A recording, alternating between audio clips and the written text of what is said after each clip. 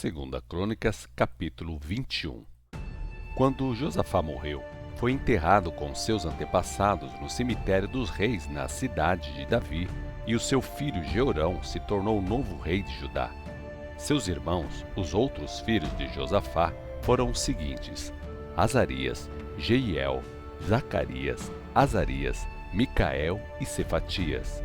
Todos eles foram filhos de Josafá, rei de Israel. Seu pai tinha dado a cada um deles presentes valiosos em prata, ouro e objetos de valor, e também algumas das cidades fortificadas de Judá. Porém, o reino dele deu a Jeorão, porque este era o seu filho mais velho. Mas quando Jeorão se fortaleceu no reino de seu pai, matou à espada todos os seus irmãos e alguns outros líderes de Israel. Ele tinha 32 anos de idade quando começou a reinar e reinou 8 anos em Jerusalém. Porém foi tão mau quanto os reis de Israel, como a família de Acabe. E durante toda a sua vida, ele fez o que era mau aos olhos do Senhor. Contudo, o Senhor não quis acabar com os reis da família de Davi, pois ele havia feito uma aliança com Davi de sempre haver um dos seus descendentes no trono.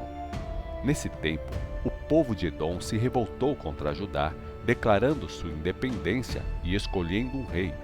Jeorão, com todo o exército e todos os seus carros, foi atacar o rei de Edom. Os edomitas cercaram Jeorão e os condutores dos seus carros, mas Jeorão os atacou durante a noite e escapou. Até hoje, Edom continua independente do poder de Judá. A cidade de Líbina também se revoltou e se tornou independente, porque Jeorão havia deixado o Senhor, o Deus de seus pais. Além disso, Jeorão colocou altares idólatras nas montanhas de Judá e guiou o povo de Jerusalém na adoração de imagens, e Judá tornou-se infiel a Deus. O profeta Elias enviou então uma carta ao rei que dizia: Assim diz o Senhor, o Deus de seu antepassado Davi: Você não tem andado nos caminhos de seu pai Josafá, nem nos caminhos do rei Asa, rei de Judá, mas sim nos caminhos dos reis de Israel, e tem levado o povo de Jerusalém e de Judá a adorar imagens do mesmo modo que nos tempos do rei Acabe. E você chegou a matar os seus próprios irmãos, que eram melhores do que você. Por isso, o Senhor vai castigar sua nação com uma grande praga. Ela cairá sobre você, seus filhos, suas esposas e tudo quanto você tem. Você será atacado de uma doença intestinal muito grave que irá piorar cada vez mais, a ponto de os seus intestinos saírem do seu corpo. Depois, o rei atiçou os filisteus e os árabes que moravam perto dos etíopes para se tornarem hostis a Jeorão. Eles marcharam contra Judá, atravessaram a fronteira e levaram embora tudo que tinha de valor no palácio do rei, inclusive seus filhos e suas esposas. Somente escapou Acasias, o filho mais novo. Foi depois de tudo isso que o Senhor feriu o rei com uma doença incurável nos intestinos. Os dias foram passando e, ao fim de 2 anos, seus intestinos saíram do seu corpo e ele morreu em terrível sofrimento.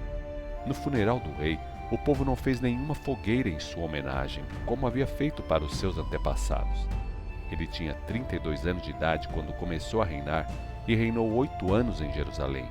Ele morreu e ninguém lamentou a sua morte.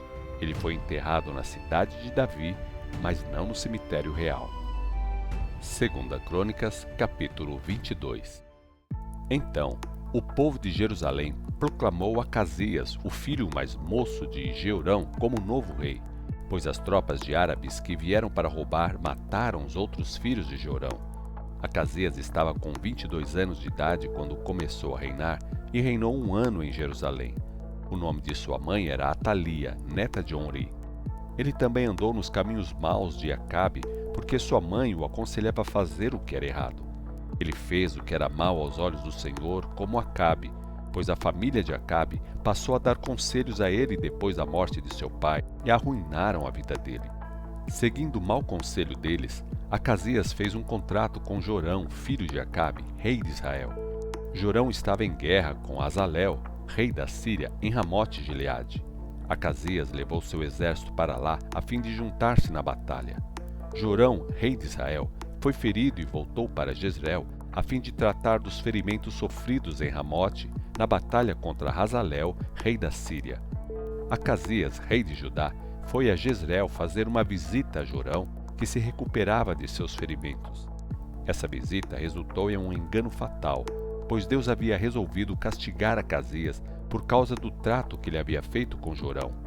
Foi durante essa visita que Acasias saiu com Jorão para desafiar Jeú, filho de Ninzi, a quem o Senhor havia escolhido para destruir a família de Acabe. Enquanto Jeú estava perseguindo e executando juízos sobre a família de Acabe, ele se encontrou com os sobrinhos do rei Acasias, príncipes de Judá, que serviam no palácio, e os matou. Quando ele e seus soldados estavam procurando Acasias, descobriram o rei escondido na cidade de Samaria. Ele foi trazido à presença de Jeú, e Jeú o matou. Mesmo assim, Acasias teve um enterro real, porque era neto do rei Josafá, homem que serviu ao Senhor de todo o coração. Nenhum de seus filhos viveu para tornar-se rei em seu lugar. Quando Atalia, mãe de Acasias, soube que seu filho estava morto, deu ordem para matar toda a família real de Judá. Mas Jeozabeate, irmã de Acasias, pegou Joás, um dos filhos de Acasias, e o escondeu numa sala no interior do templo. Ela era filha do rei Jeorão e esposa do sacerdote Joiada, de modo que ele não foi morto. Joás ficou escondido no templo de Deus por 6 anos, enquanto Atalia governava o país. 2 Crônicas, capítulo 23. No 7º ano do reinado da rainha Atalia, o sacerdote Joiada criou coragem e fez um acordo com alguns dos oficiais do exército de Sem, que eram de sua confiança: Azarias, filho de Jorão, Ismael, filho de Joanã, Azarias, filho de Obed, Maceias, filho de Adaías, e Elisafate, filho de Zicri. Esses homens viajaram por todo Judá secretamente para falar com os levitas e os chefes de famílias israelitas. Ao chegarem a Jerusalém, toda a congregação fez um acordo com o jovem rei, que ainda estava escondido no templo de Deus. Joiada disse a eles: chegou a vez de o filho do rei governar conforme a promessa do Senhor a respeito dos filhos do rei Davi.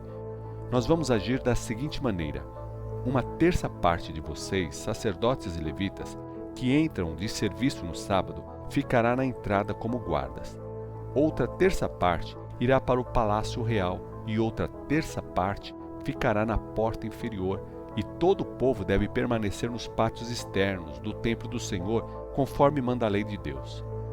Pois somente os sacerdotes e levitas que estão de serviço é que podem entrar no templo, porque eles foram consagrados. Vocês, levitas, formem uma guarda pessoal para o rei, com armas nas mãos, e matem qualquer pessoa que não tenha autorização para entrar no templo. Permaneçam sempre ao lado do rei. Os levitas e os homens de Judá fizeram tudo de acordo com as ordens do sacerdote Joiada. Cada um dos 3 chefes levou um grupo de sacerdotes que chegavam para prestar serviço no sábado, e aqueles que haviam terminado o trabalho da semana, pois o sumo sacerdote Joiada não havia dispensado nenhum grupo. Então Joiada entregou lanças e escudos grandes e pequenos a todos os oficiais de batalhões de 100. Essas armas haviam pertencido ao rei Davi e estavam guardadas no templo de Deus. Esses oficiais armados formavam uma linha desde um lado até o outro em frente do templo e ao redor do altar do pátio exterior. Depois Joiada e seus filhos trouxeram para fora o filho do rei, colocaram a coroa na cabeça dele e lhe entregaram uma cópia da lei de Deus e o proclamaram rei, derramando óleo sobre a sua cabeça. Então soltaram um grande grito: Viva o rei! Viva o rei! Viva o rei! Quando a rainha Atalia ouviu todo aquele barulho e movimento do povo correndo e os gritos de louvor ao rei, correu para o templo do Senhor a fim de ver o que estava acontecendo. Lá ela viu o rei ao lado da coluna à entrada, com os oficiais e os tocadores de trombeta ao redor dele, e gente de toda a terra se alegrava ao som de trombetas. Os cantores cantavam acompanhados pelos músicos que dirigiam o povo num grande cântico de louvor. Atalia rasgou as suas roupas e gritou: Traição! Traição! O sacerdote Joiada disse aos oficiais de 100: Tirem a rainha daqui e matem-na, mas não a matem aqui no templo. Matem também qualquer pessoa que tentar ajudá-la. Pois o sacerdote havia dito: Não a matem no templo do Senhor. Então a multidão abriu caminho e tiraram a rainha para fora e a mataram no estábulo do pátio. Depois, Joiada fez um acordo de que ele, o povo e o rei seriam todos do Senhor. Então todo o povo correu para o templo de Baal e o derrubou. Destruíram os altares e as imagens, e diante do altar mataram o sacerdote de Baal, Matã. Então Joiada indicou os sacerdotes levitas para os serviços do templo e para oferecer ao Senhor as ofertas queimadas, conforme está escrito na lei de Moisés. Também deu as mesmas responsabilidades às famílias dos levitas que o rei Davi tinha dado. Eles cantavam com alegria enquanto trabalhavam. Também colocou guardas nas portas do templo do Senhor para não deixar ninguém entrar que não estivesse consagrado. Então, os oficiais dos batalhões de 100, os nobres, os governadores e todo o povo acompanharam o rei desde o templo do Senhor, passando pela porta superior até o palácio, e o rei assentou-se no seu trono. Todo o povo da terra se alegrou e a cidade ficou tranquila e em paz, porque a rainha Talia tinha sido morta à espada. 2 Crônicas, capítulo 24. Joás tinha 7 anos de idade quando se tornou rei e reinou 40 anos em Jerusalém. O nome de sua mãe era Zíbia e era de Berseba. Joás fez o que era bom aos olhos do Senhor enquanto o sacerdote Joiada estava vivo. Joiada escolheu 2 esposas para o rei e ele teve filhos e filhas. Algum tempo depois, Joás decidiu fazer reparos no templo do Senhor. Ele reuniu os sacerdotes e os levitas, dando as seguintes instruções: vão a todas as cidades de Judá e recolham o imposto anual para a construção, de maneira que possamos fazer reformas no templo do seu Deus. Saiam imediatamente. Porém, os levitas não se apressaram. Então o rei mandou chamar Joiada, o sumo sacerdote, e lhe perguntou: por que você não exigiu que os levitas saíssem e trouxessem os impostos que as cidades de Judá e a cidade de Jerusalém devem pagar para a casa do Senhor? A lei do imposto decretada por Moisés, servo do Senhor, deve ser cumprida para que o templo possa ser reformado. Os seguidores da perversa Talia e seus filhos tinham arruinado a casa de Deus, e tudo quanto era dedicado ao culto de Deus tinha sido levado para o templo dos ídolos do seu deus Baal. Por isso, o rei deu ordens para que fosse feito um cofre e colocado do lado de fora da porta do templo do Senhor. Então foi mandada fazer uma mensagem a todas as cidades de Judá e por toda a cidade de Jerusalém, dizendo ao povo que trouxesse ao Senhor o imposto que Moisés, servo de Deus, havia determinado a Israel no deserto. E todos os líderes e o povo trouxeram com alegria suas contribuições e as colocaram no cofre até enchê-lo. Os levitas levaram o cofre para os funcionários do rei, onde o secretário dos registros e o representante do sumo sacerdote esvaziavam o cofre e contavam o dinheiro e levavam o cofre de volta para a entrada do templo outra vez. Isso continuou regularmente. Dessa forma, ajuntaram muito dinheiro. O rei e Joiada davam esse dinheiro, que vinha em prata, aos encarregados da construção, e os encarregados contratavam pedreiros e carpinteiros para reformar o templo. Também contrataram operários que trabalhavam em ferro e em bronze. Os encarregados da obra trabalhavam com diligência e a obra de reforma foi progredindo. Finalmente, a reforma do templo estava concluída, de acordo com o modelo original e em condições melhores do que antes. Quando tudo foi terminado, a prata que sobrou foi trazida ao rei e à Joiada, e eles concordaram em usar a prata na fabricação dos utensílios para o templo do Senhor, para o serviço e as ofertas queimadas, além de colheres e outros objetos de ouro e de prata usados para o incenso. As ofertas queimadas foram oferecidas continuamente durante o tempo em que o sacerdote Joiada viveu. Joiada viveu muito tempo e morreu em idade avançada, quando estava com 130 anos de idade. Ele foi enterrado na cidade de Davi, entre os reis, porque tinha feito tanto bem a Israel e ao serviço de Deus e do seu templo. Mas depois da morte de Joiada, os líderes de Judá vieram ao rei Joás e lhe prestaram reverência, e ele concordou com o que disseram e abandonaram o templo do Senhor, o Deus dos seus antepassados, e adoraram as imagens vergonhosas de Aserá. Por isso, a ira de Deus veio novamente sobre Judá e Jerusalém. Embora o Senhor tivesse enviado profetas ao povo para avisá-lo que voltasse para ele, o povo não quis prestar atenção na pregação deles. Então, o Espírito de Deus veio sobre Zacarias, filho do sacerdote Joiada. Ele se reuniu com todo o povo, em pé diante deles numa plataforma, falou o seguinte: Por que vocês estão desobedecendo aos mandamentos do Senhor? Pois quando vocês desobedecem, tudo que vocês tentam fazer acaba em fracasso. Já que vocês abandonaram o Senhor, Ele também os abandonará. Então, alguns fizeram um plano para matar Zacarias e, por ordem do próprio rei Joás, apedrejaram Zacarias até a morte no pátio do templo do Senhor. Dessa maneira, o rei Joás não levou em conta que Joiada, pai de Zacarias, tinha sido bondoso com ele, e Joás matou o filho de Joiada. As últimas palavras de Zacarias ao morrer apedrejado foram: Senhor, veja o que eles estão fazendo. Faça justiça. Uns poucos meses depois, na virada do ano, o exército sírio marchou contra Joás, invadiu e conquistou Judá e Jerusalém, matando todos os líderes do povo, e enviou ao rei de Damasco grandes quantidades de tudo quanto tinham saqueado.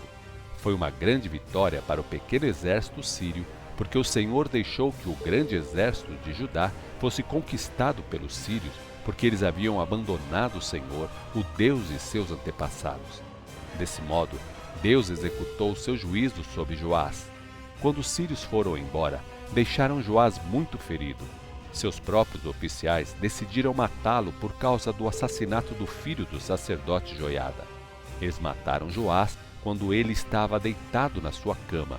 O enterraram na cidade de Davi, mas não no cemitério dos reis. Aqueles que planejaram a morte do rei foram Zabade, cuja mãe era Simeate, uma mulher amonita, e Jeozabade, cuja mãe era Simeate, uma mulher moabita. Quanto aos filhos de Joás e às muitas profecias a seu respeito, e quanto ao relato da reforma do templo, está tudo escrito no livro da história dos reis. Quando Joás morreu, seu filho Amazias reinou em seu lugar.